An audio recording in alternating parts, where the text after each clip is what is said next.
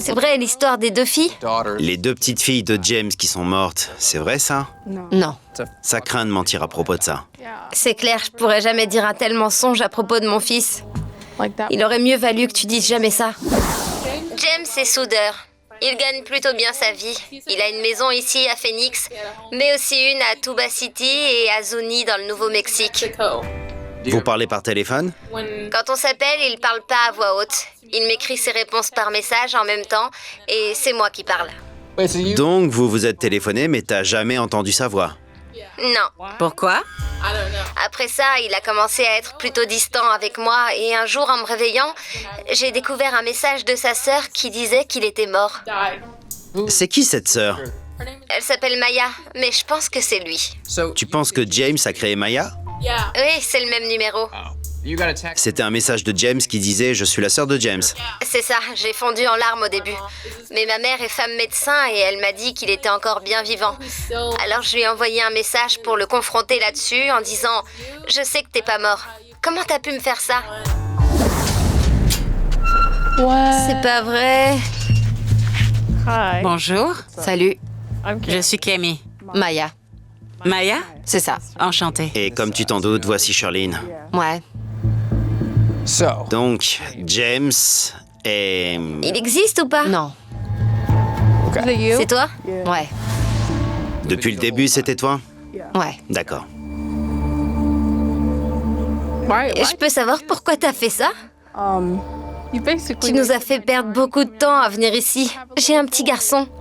Je sais. D'accord, donc tu es bien Zuni. Moitié Navarro, moitié Zuni. Moitié-moitié, tu as quel âge? 18 ans. T'es tellement jeune. Je suis bien plus vieille que toi. C'est tellement bizarre. C'est vrai, l'histoire des 2 filles? Les 2 petites filles de James qui sont mortes, c'est vrai ça? Non.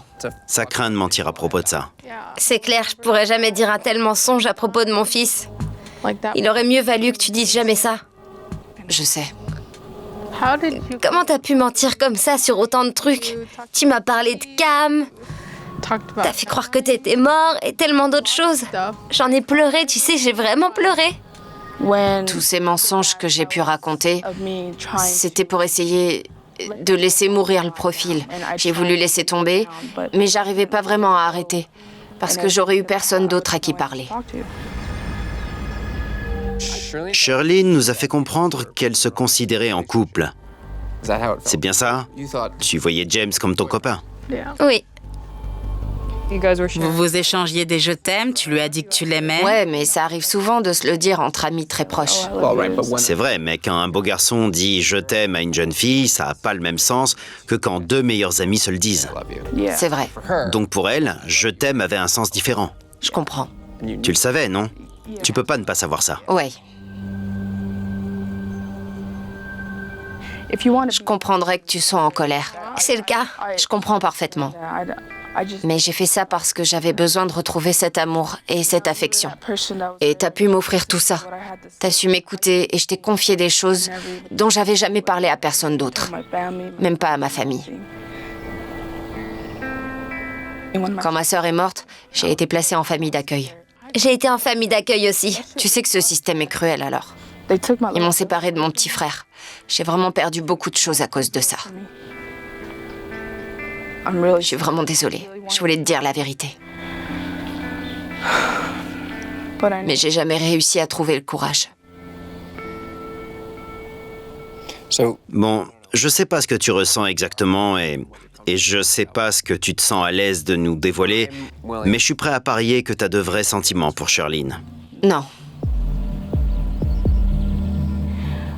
Quand on discutait, elle était vraiment présente pour m'écouter. Et j'adore ça chez elle. C'est une très bonne confidente. Elle est soucieuse, affectueuse et intelligente. Mais je la vois seulement comme une amie.